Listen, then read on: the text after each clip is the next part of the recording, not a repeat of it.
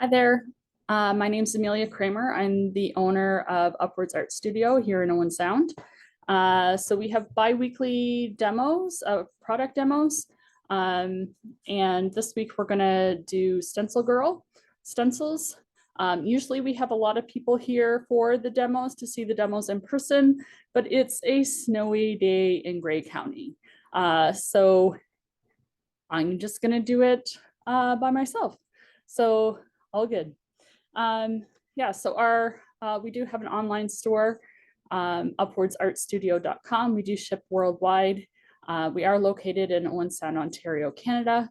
And we're excited to have us to be able to offer our clients StencilGirl products along with other great products in the store. Some of them I'm going to mention today, in addition to StencilGirl. Okay, so I'm going to switch cameras here. And you're going to see my big mouth.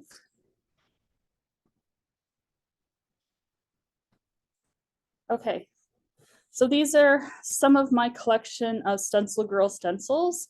We use them in the workshops, lots of workshops, mixed media and encaustic. So I'm gonna go through some of the techniques for using them in different applications, and then some other tips and tricks.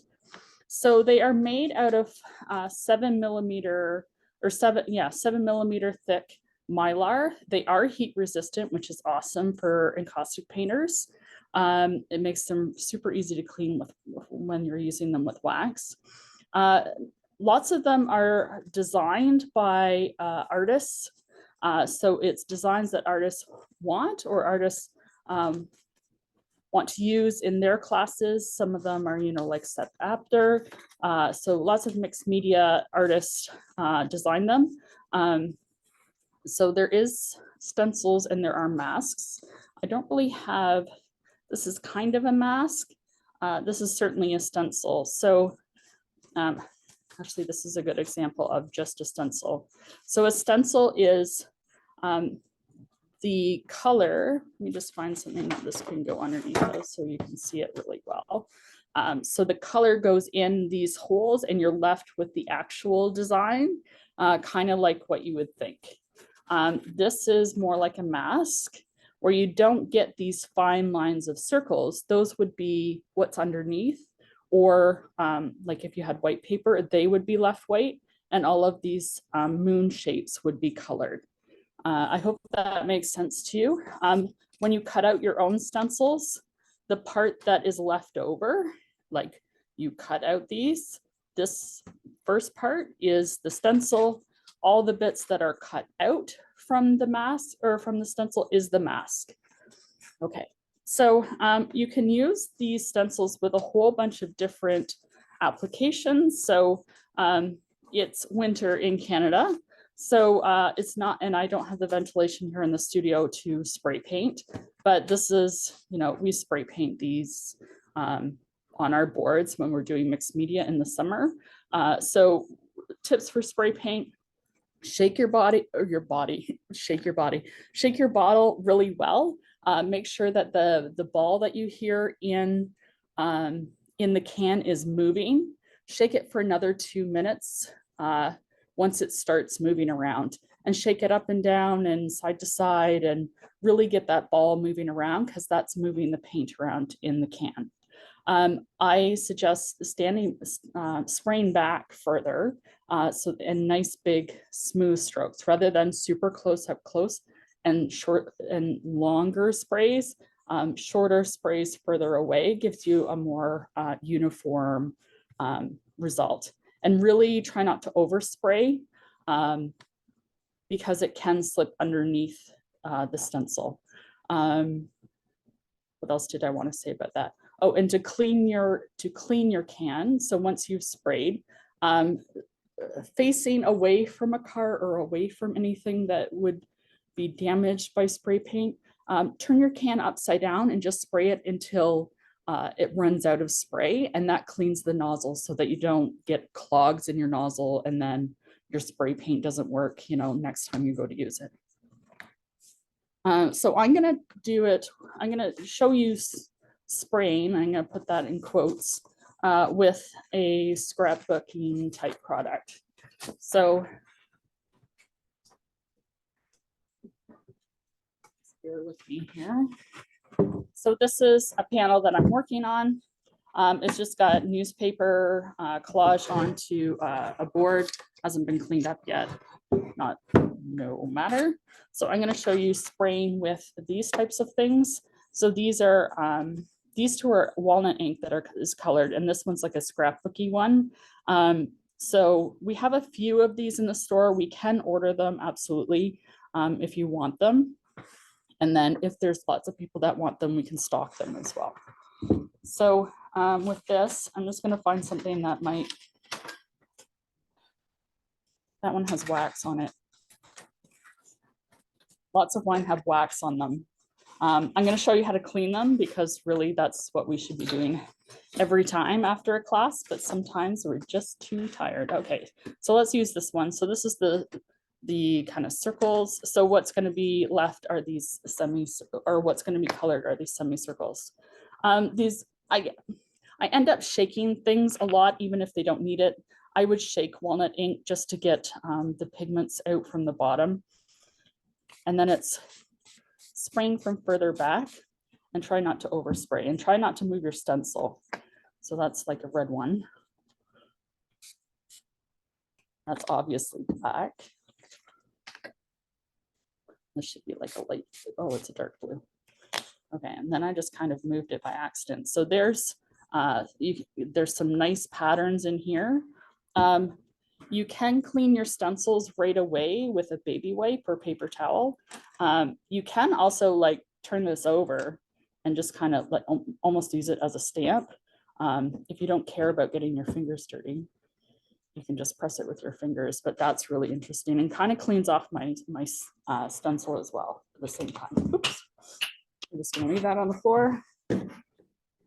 So those are some spraying, and the same idea is used for traditional spray paint. Let's find a different side of this. And I'm just gonna wipe this off a little bit.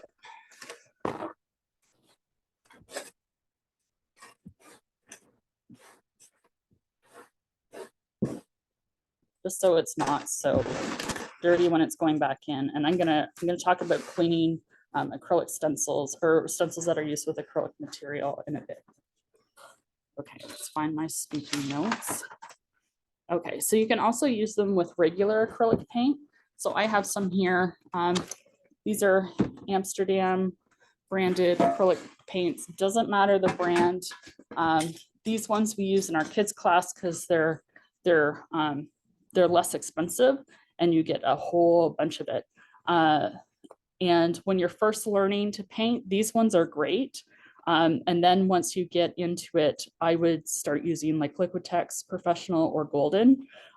Both those paint lines have beautiful colors, and they mix consistently every time.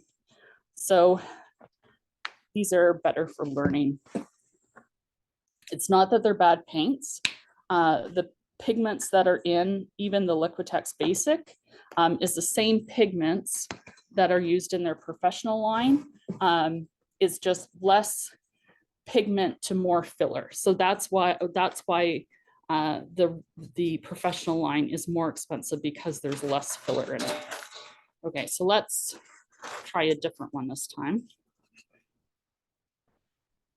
So I'm going to use, oh, I got wax on here.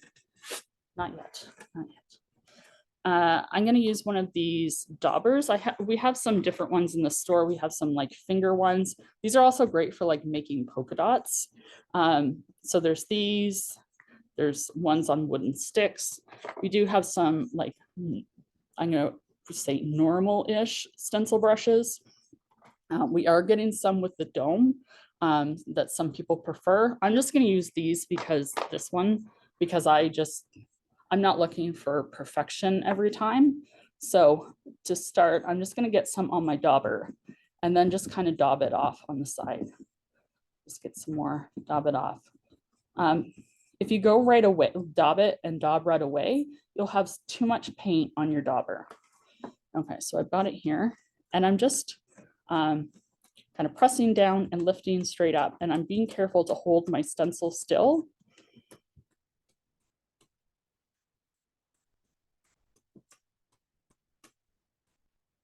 I can change colors. So I'm going to grab some of this blue. I don't really care if it mixes.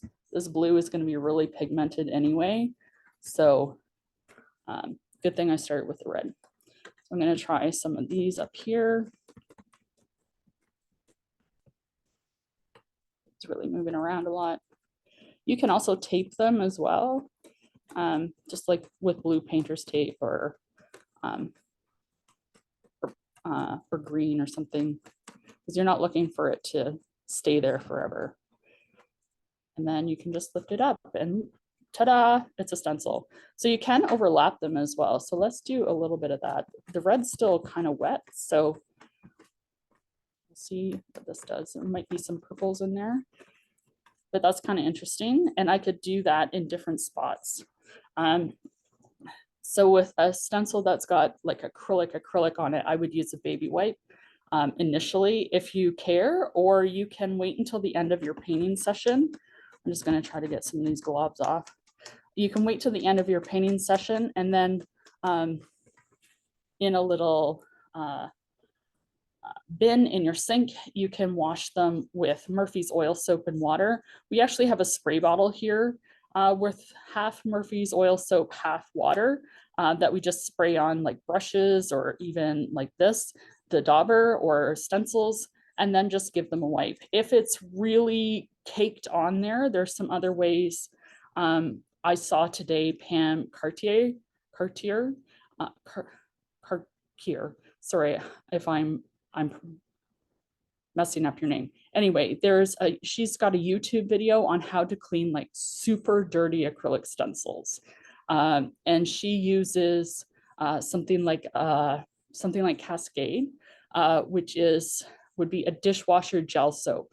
So again, it's in a bin in your sink with water, and then the swishing around the dish soap or the dishwasher detergent before you put them in, and then let them soak probably for a good couple days. And then you can scrub them with a sponge, especially when like a kitchen sponge, the ones with the green on them, like the green and yellow, but the green side. Okay, so there's some acrylic paint, and I've got leftover, so I could use it later. If I'm doing like a full day, I would put my dauber in water so that it doesn't harden up while I'm, trying to paint and go back, an hour later. Well, and then my dauber is all crusty and hard. And again, if you need to like revive those things because you've been a delinquent artist and left them out like overnight, then just in some Murphy's oil soap, even straight up to let it soak, and then it will dissolve those little paint particles and stuff. I've actually gotten acrylic paint out of jeans that hardened, like the paint dried and hardened, and it was all over my jeans. Like this green on my apron was all over my jeans. And I got it out with Murphy's oil soap. We soaked it it did take like 4 days of soaking, but the jeans look brand new now. Okay, that was a lot of talking about other stuff. Okay, so you can also use it with chalk paint. So lots of encaustic artists, rather than using acrylic, they use chalk paint. This is the kind that we have in the store. It's a Canadian made in Ontario, actually, mango paint. The colors are super vibrant, right? Like this is a super vibrant blue, right? And the red is actually red and not pink.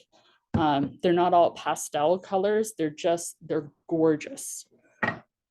Okay, and I buy the big bottles and then put them into these squeeze bottles so that they're easier to use. And I'm just going to get a little bit out here. And they do need to be shaken just because they separate over time. Okay, this is the one that's broken maybe. No, that's okay. So I'm just gonna daub off this to get kind of some of this acrylic off. I could just like use it on here. That'd probably be better. So that it's not so loaded. And I'll show you the blue first. So again, it's really like daubing off and making sure that there's a tiny amount on the dauber.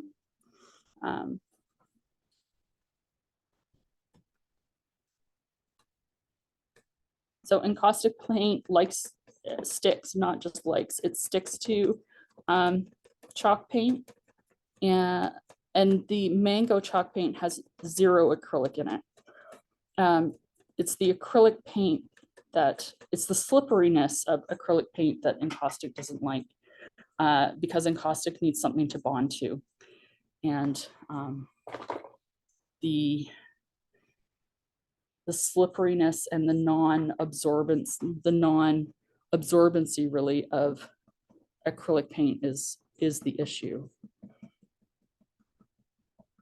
So you can see that the chalk paint is applied in the same way as the acrylic.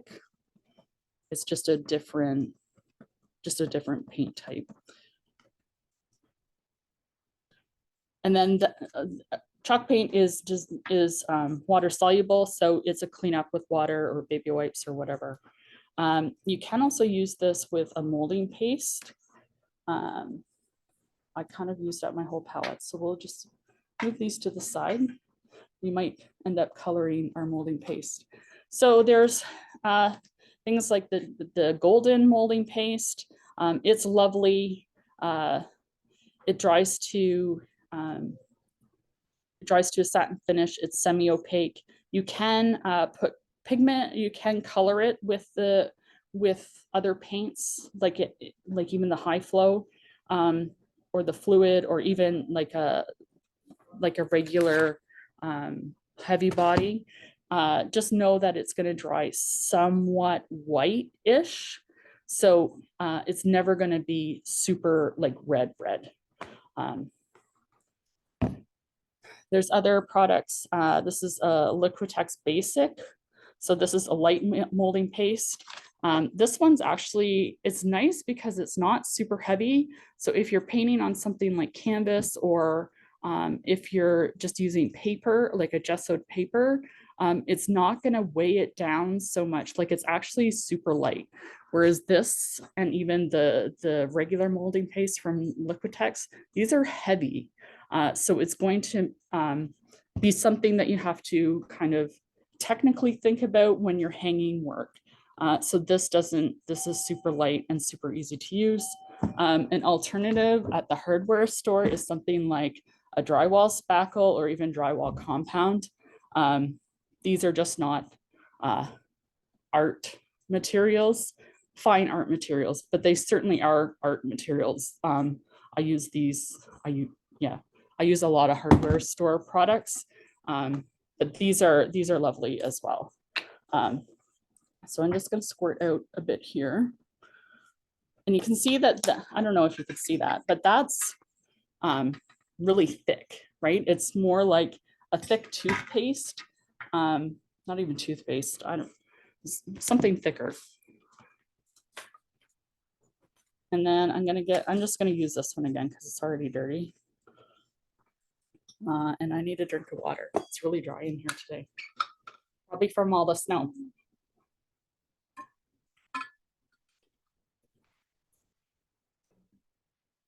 Okay, so I'm just gonna use a palette knife, pick some up on my palette knife, and I can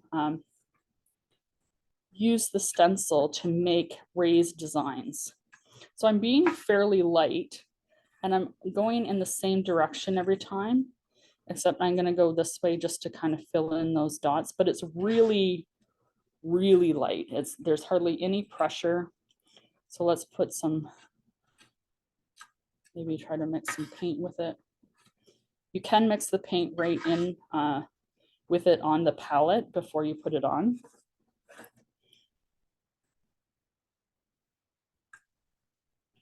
Okay, and then just give it a second, and then you can peel it up. And be really careful when you're peeling up the stencil to like lift right up instead of like smush to the side. The molding paste is water soluble as well. So that's like on this, like raised on the surface. I don't know if you can see that in the video, but it's raised on the surface, whereas all the paint is flat on the surface. So that's an interesting way to make contrast, like texture contrast, is using like something that's smooth-ish on the bottom, and then smooth on top, and then even more textured on top of that. So there's lots of ways to do that. I just had a thought. This doesn't, the molding paste, the acrylic molding paste doesn't play well with encaustic, but drywall compound does, and drywall spackle does, because they're both super absorbent. So if you wanted this and you were going to go to encaustic, I would use a different product than the molding paste. I would use one of the hardware store products instead. Okay, let's look at my notes again. So you can use them with PanPastels. I'm going to do that with encaustic because I'm more comfortable with that. You can absolutely just use the PanPastels in the same way, just without the flame, without heating them, on a regular, on paper or on something that's painted. You would just need to fix them with a fixative, like a spray fixative, instead of what I'm going to do with the encaustic. So let's get this acrylic stuff out of the way. Oh, there was one more thing that I wanted to show with this, which was Mary Beth Shaw, one of the makers of StencilGirl.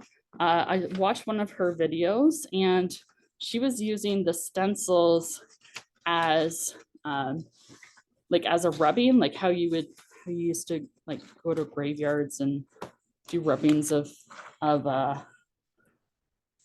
tombstones, and also like trees you can do it with and stuff. So you get the texture. So this is an old Life magazine. She was doing it with modern decorating magazines. I have a bunch of these Life magazines that I use for collage underneath.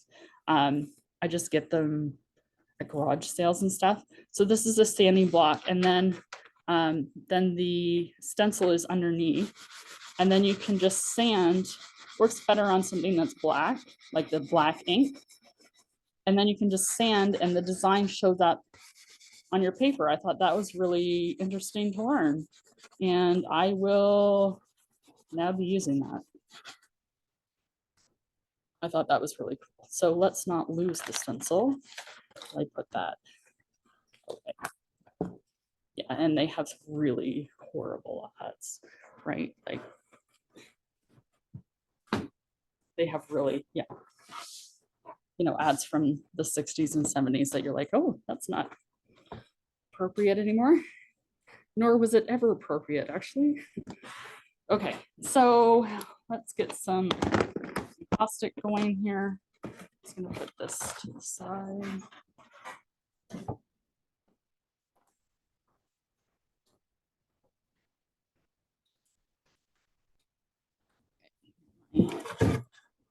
Caustic demo board. Let's move this out of the way as well.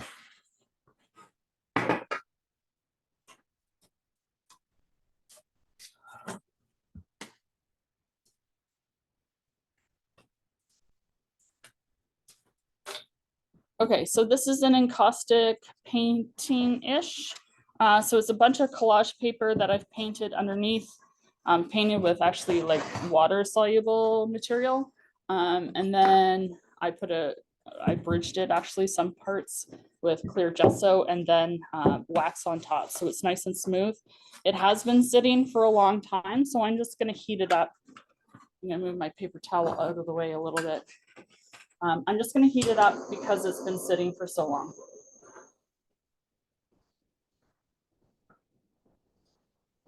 Right, and there's some like garbage there from something else because it's been sitting on an open shelf.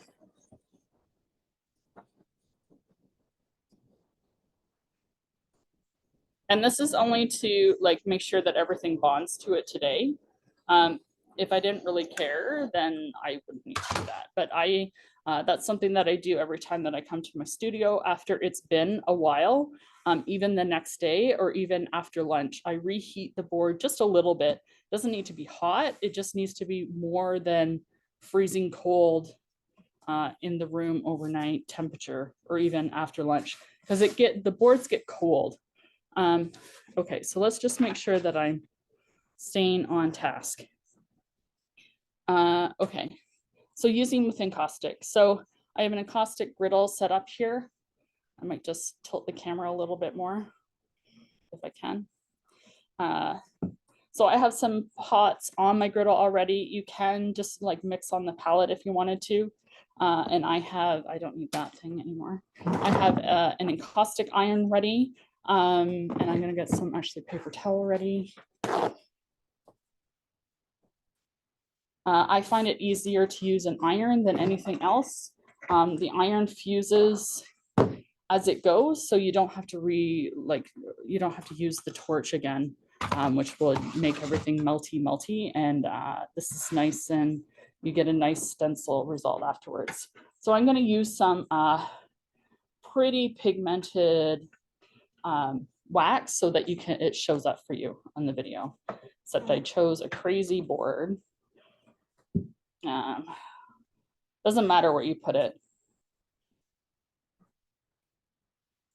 So I'm just going to, and it's really using the brush on its side and dabbing the paint into it.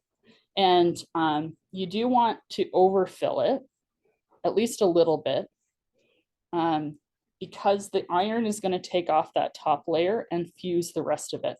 So if it's not high enough, so you can see that it's like way higher than the stencil. If it's too low, I'll just show you what well, maybe I don't want to show you what too low looks like because it looks like garbage afterwards. So it's really overfilling. You can put colors next to each other. Something that's unique about the iron is that it mixes colors together. The torch doesn't do that, right? The heat gun doesn't do that. The iron will. So if that's something that you want to have happen, then use the iron. But the iron is something that I basically use for stencils and some of accretion stuff too, which I won't do today, but yeah, okay. So I've got it fairly filled. If I had like if any of it was super liquid, I would wait for it to set up, even, 5 to 10 seconds. The irons, I hold the cord in my hand. That's using the that's in the handle, so it doesn't drag through my work. And the dial's on the side, right? And all of the irons here are communal, so I always say to people, clean them first, because you never know what the last person left on the iron for you as a kind gift or not, right? So that was all over my iron, so good thing I cleaned it. And I usually iron towards myself because I find that's the easiest. I have this weird shoulder thing that happens. So I find it that my shoulder wants to do that anyway. So, okay. So I touch down kind of ahead of it and then pull forward. And I just have this habit of wiping before and in between each pass. So I'm just gonna, and you don't need a lot of pressure. I'm actually not very strong, so you probably need like 0 pressure. So you see how that's kind of like blending together here? I'm gonna hold that up a little bit, right? Like that wouldn't happen with just the torch. And I'm gonna actually pull it this way just so you can see it happen more, right? Like that's actually making a purple, whereas the torch would never do that. And then let it sit for like 5-10 seconds. When I'm demoing this for little kids, we all count out 10 seconds together, and it's really adorable. And then just peel it up. Sometimes you might get little holes depending on how intricate your stencil is. This one's fairly open, right? So it's not gonna, you know, accidentally lift something up. And that's ready to go, right? So that's raised above the surface. I can also fill it. So let's do this with a stencil that's more intricate. Let me just find one here. This one's a good example of that, right? It's got a whole bunch of really tight lines together. I'm just going to take a spot over here maybe and do the same thing.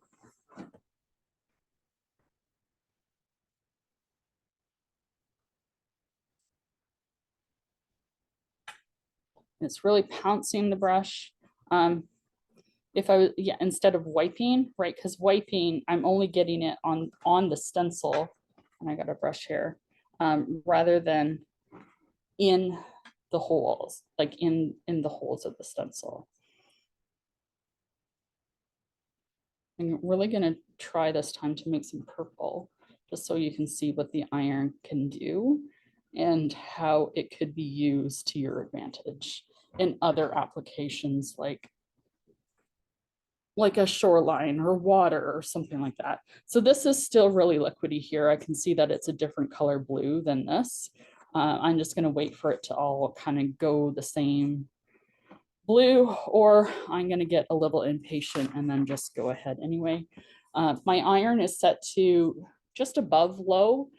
If I'm doing the whole, like if I'm just doing a stencil over the whole painting, maybe not one this big, but one that's like, you know, the size of a table, I'm gonna put my iron up to high so that it's not, because it cycles, right? So it goes on and then off, on and then off. And so if I have it at a higher temperature, then the cycling is going to be faster. So on low, it's going to be slower. And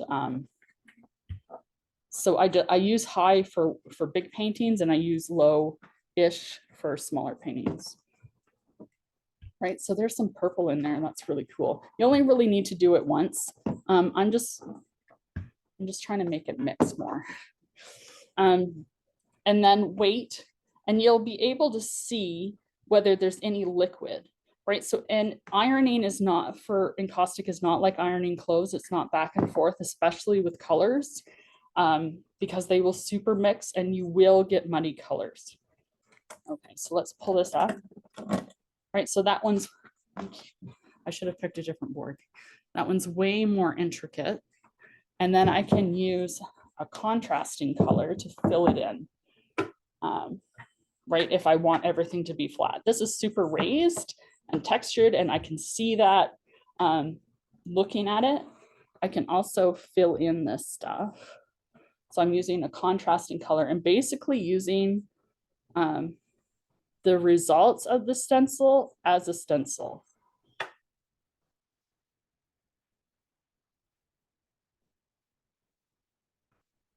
I don't need to fill the whole. I'm going to leave some of it not filled. And again, you want to overfill it because it's going to take off the top. And if your stencil is too shallow, especially for this technique, then it's just going to wipe everything away. Or if your iron is too hot, it's just going to wipe everything away. I'm just going to wait a second while I have a drink.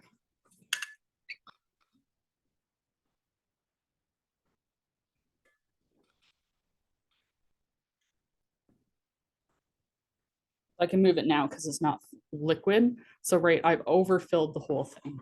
Well, not the whole thing, but I've overfilled what I wanted to. I'm just gonna get a new side of the paper towel just because that side was getting pretty dirty. I just got to awkwardly try to get the handle again. And just making sure that my iron is clean because this is yellow wax, so. Okay.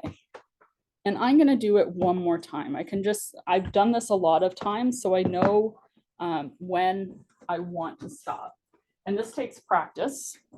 And then also, so on this step, I grab my carving tool, but I'm also waiting, and I can feel it, and it's like, I want to remove my hand, so that's too hot. You still want it warm, when you go to scrape it back, but you don't want it super hot. So this is kind of cool too, that the yellow is transparent. So I can kind of see, well, maybe not on the video, but you can, from in real life, you can kind of see the remnants of the stencil underneath. Still a bit hot, but I'm just going to be really careful. So I have a loop tool, and I'm just going to scrape away that excess yellow wax. And I have to be super careful because it is hot. Like it doesn't even want to come off my tool. It's so hot. Yeah, and clean your tool as you go. And then you can go the opposite way. I find that scraping in one direction only kind of, you get these valleys and hills of where it worked and didn't.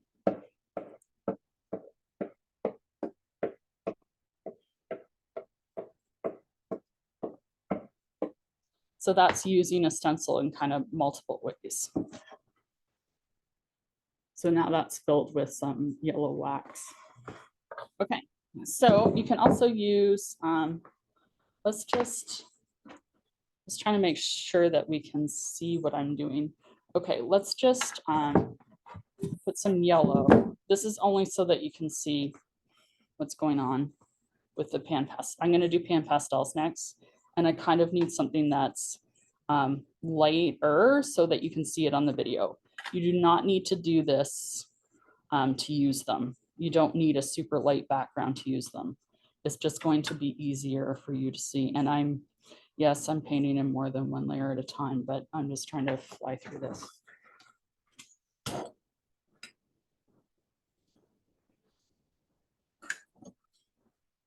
Okay, and while that sets up a little bit, I'm going to talk about stencils. That one I want to show how to clean, so I'm going to take that out. So this is a palette of, well, besides my Sky, Paw Patrol, little keeper. These are PanPastels. They come in, they're a pastel, a soft pastel that's in something like a makeup form. It's basically like eyeshadow, but with artist pigment and artist, it's a methicellulose binder, which can work with anything, right? There's nothing harmful in the pastels, art-wise. There are absolutely pigments in it. So I would put on barrier cream or wear gloves if you're using them. So I'm going to use some gloves because I did not have the wherewithal to put on barrier cream this morning.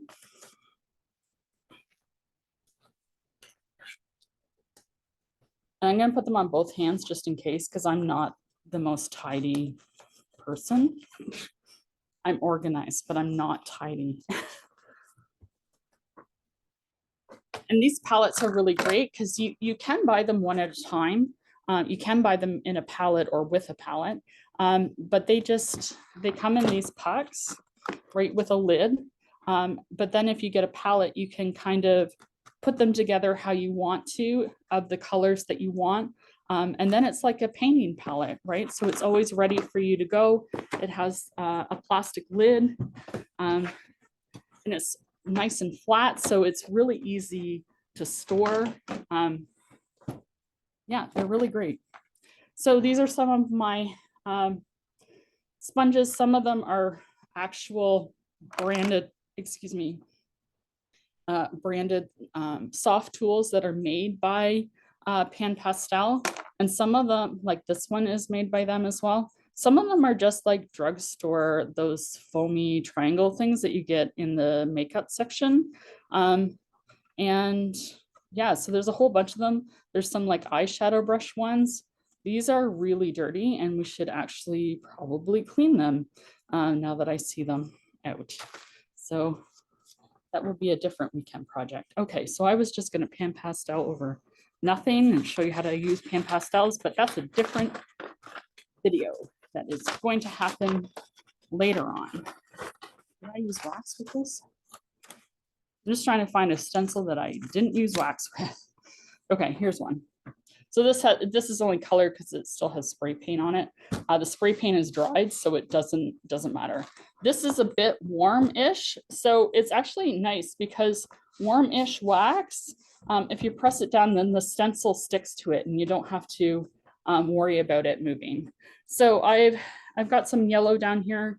And I'm just looking at my colors, trying to figure out what will show up. And these ones I wipe on. You can blend the colors together, and I think that there's some color that's still on this sponge, which is kind of cool-ish. That green is taking over. Maybe I try to take over with some blue, which is not showing up. Maybe this one. Oh, anyway. And then you can lift it up and give it a blow if there's excess pigment left over. So you do need to, let me just get this out of the way.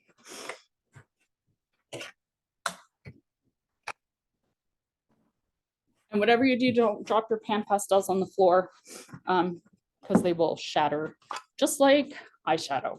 So it's on here on my wax. It is right. You can see that I can smudge it. If you want to erase something, just use some vegetable oil on a cloth, and it will wipe it all away. It will actually wipe it away underneath layers of wax as well, because the vegetable oil is softening the wax. So you do need to fuse this. So I'm going to, you can kind of see my flame on the video. I'm going to, with an Iwatani torch, open the air up all the way, right? This is all the way tight the other way, and it's a really, the air is really concentrated in one area, and this is really dispersed. And I'm going to basically lick it. And you're going to be able to see the wax, well, maybe in person, maybe not on the video. You're going to be able to see the wax jump up and grab it.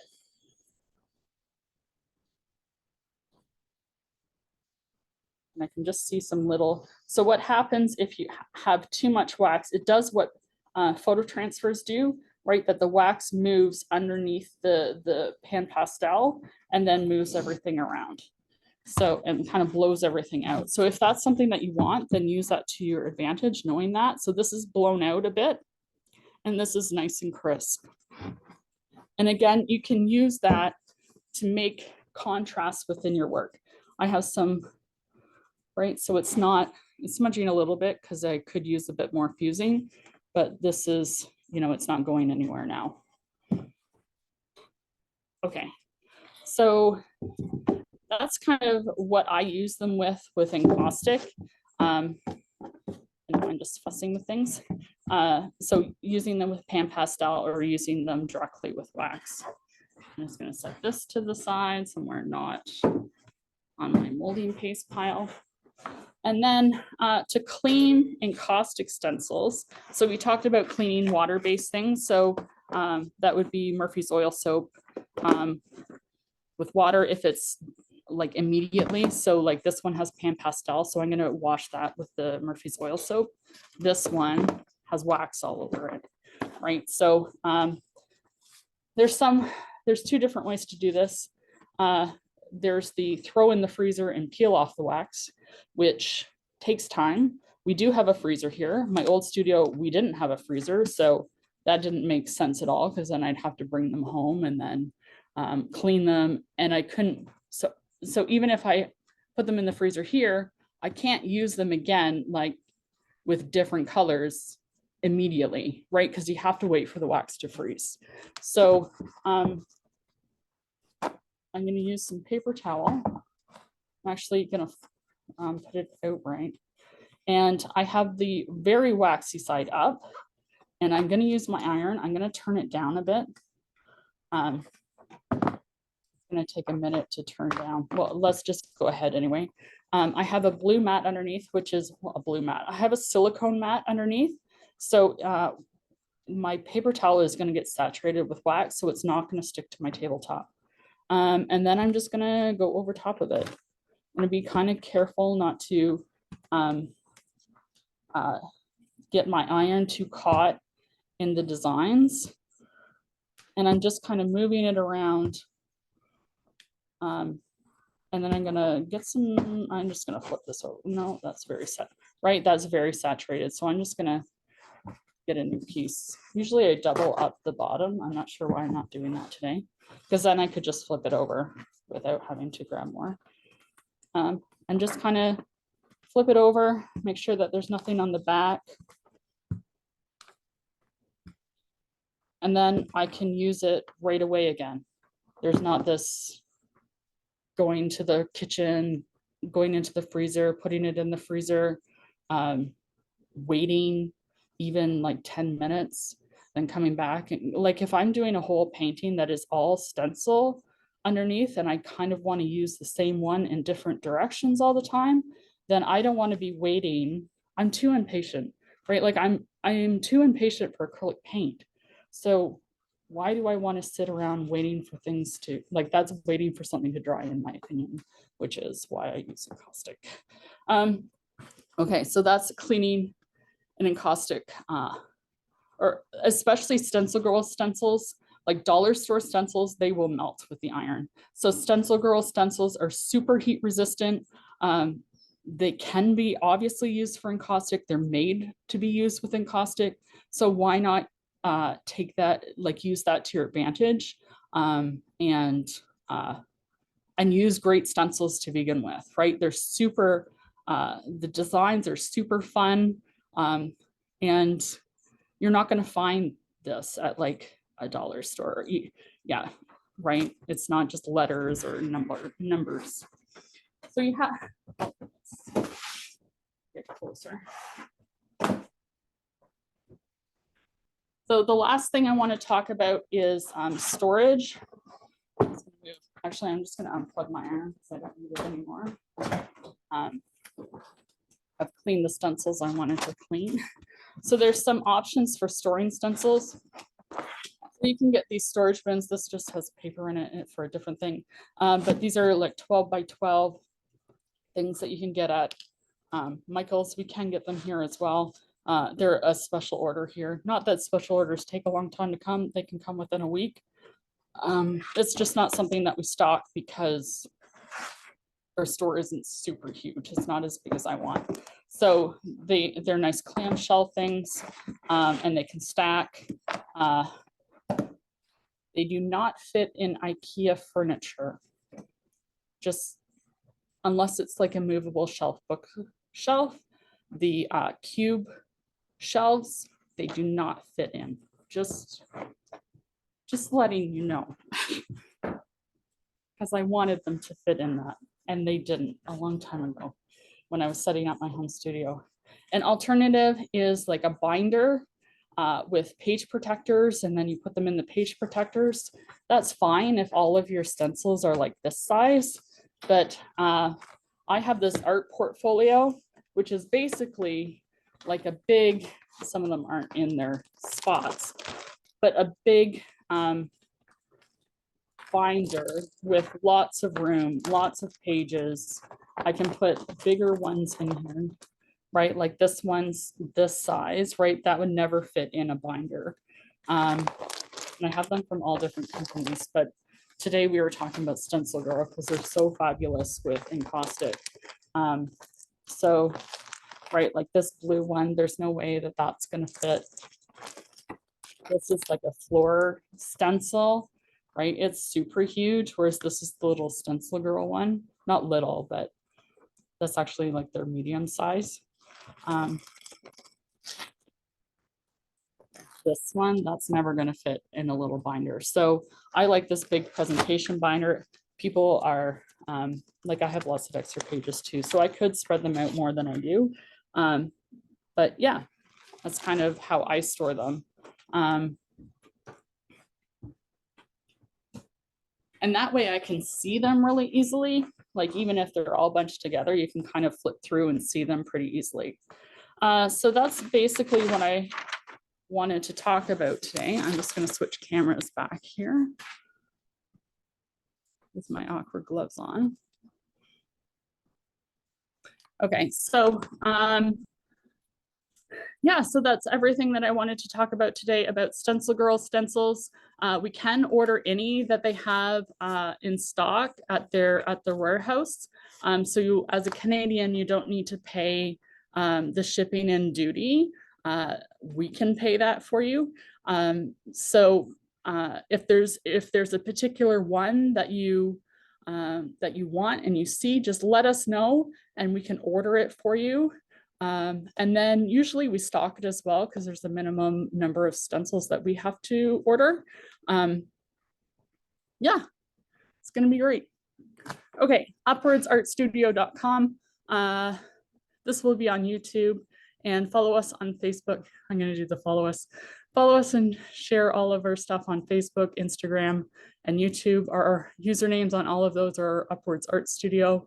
The email is upwardsartstudio@gmail.com. And my name's Amelia Kraemer. Thanks so much.